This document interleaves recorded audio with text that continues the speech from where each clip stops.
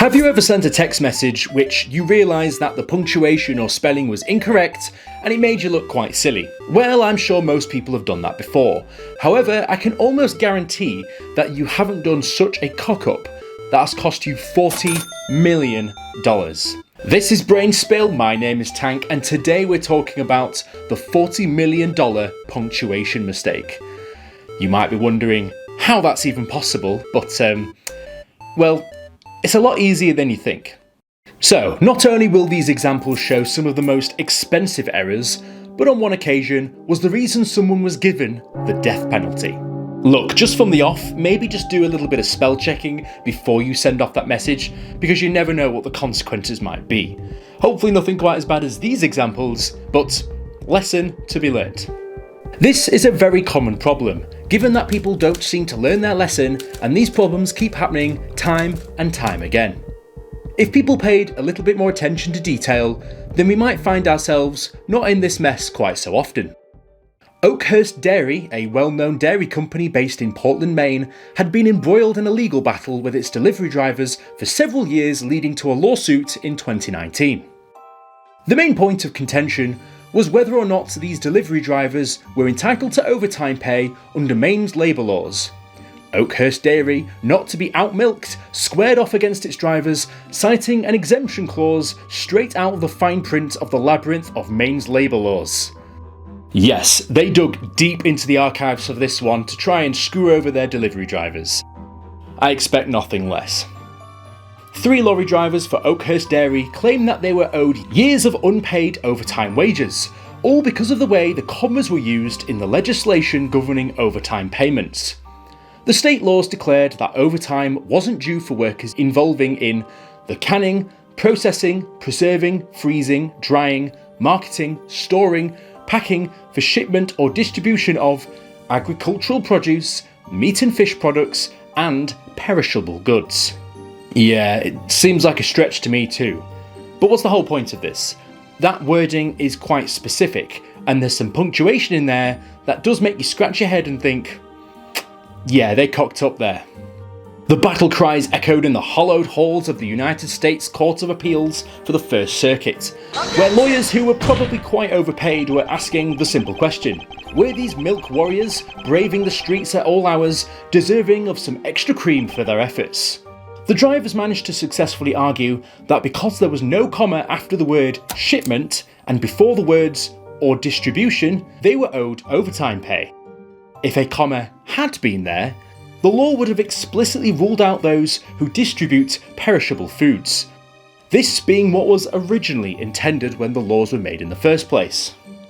Although this lawsuit was originally only 3 drivers, this company hired 120 drivers, and you know for a fact that as soon as these 3 managed to get this out, the rest of them were coming with their bags open, ready for a payout. And oh boy was it a big payout. $5 million this claim was settled for. You know for a fact that these drivers struck gold, quite literally. By issuing this claim, they managed to get something which many people would have just overlooked: a simple comma that was missing. Yes, this quite costly endeavour cost them a settlement of $5 million to all their drivers, all because of the fact that a single comma was missing from this exemption clause, which in the end didn't achieve what it originally intended to do. Even the smallest mistakes can have huge unintended consequences. $5 million worth of consequences, mind you.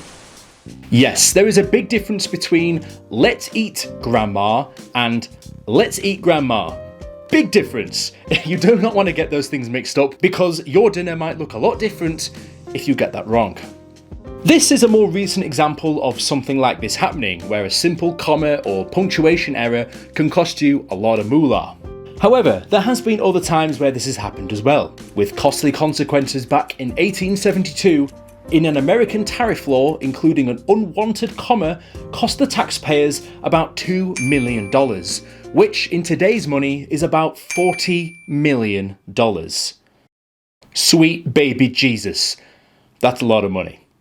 In 1872, American tariff law, officially known as the Tariff Act of 1872, was a significant piece of legislation in the history of United States trade policy. It was designed to regulate the import and export of goods to protect American industries from foreign competition and to generate revenue for the federal government. Seems pretty straightforward. The primary goal of the tariff was to impose taxes on the imported goods, thereby making them more expensive for consumers and businesses, thereby encouraging people to buy locally and to stimulate the American economy naturally. This all makes sense. You want people to buy locally from local businesses who make local things. The less you can rely on foreign imports, probably the better in most cases. America, hell yeah. However, whilst this was proposed with the best intentions in mind, it was drafted poorly. Then, because of this, all hell broke loose and they started losing a lot of money. One such instance involved the placement of a comma in the text of the law itself. This seemingly minor punctuation mark had significant implications for the application of this tariff. The controversy arose from a dispute over the interpretation of the wording related to the tax on certain imported goods. The Act originally provided, quote, fruit plants, tropical and semi-tropical, for the purpose of propagation or cultivation to be exempt from import tariffs. You're probably wondering what the hell that means, but let me break it down. For some unknown reason, when they revisited this 2 years later, a random comma had sneaked in between the word fruit and plants. The entire meaning of the sentence would change with it, and the import of all tropical and semi-tropical fruits could be imported without any charge. If you were in the tropical or semi-tropical fruit market, then oh my god, you were about to make an absolute killing. So shh, let's keep this all hush hush, eat a kiwi and don't tell anybody about this. And for the longest time, I don't think anybody realised, because this was going off for quite some time where no tariffs were being paid on these products being imported. Brilliant for everybody that wasn't American.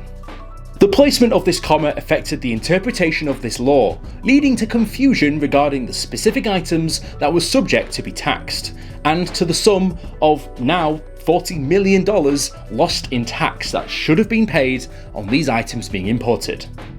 $40 million is a lot of money to lose, and while someone probably got a slap on the wrist for that, that was probably the end of it. I mean, America's a big place, so $40 million is probably just pocket change to them. However, the fact that some rogue punctuation happened elsewhere cost someone's life. This is crazy.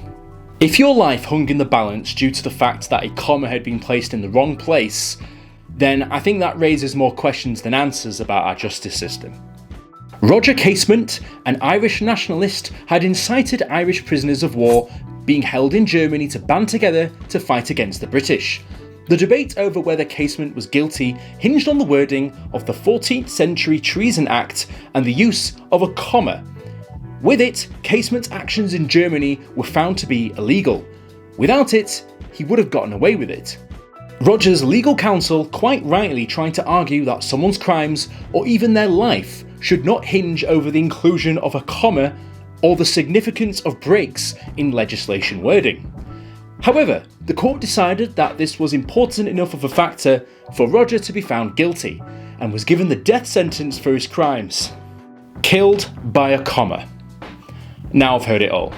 And that is but just a few examples of why you need to be particularly careful when writing anything, drafting anything, or hell, even texting your friend. You might send something which is completely unintended, but with not checking, it might change the entire meaning of what you're going to say. Even if it's a $40 million bill or your life on the line, or maybe just some embarrassment, double check it every time. If you guys like that video, here's another one just like it. I'll see you guys in the next video. Fantastic.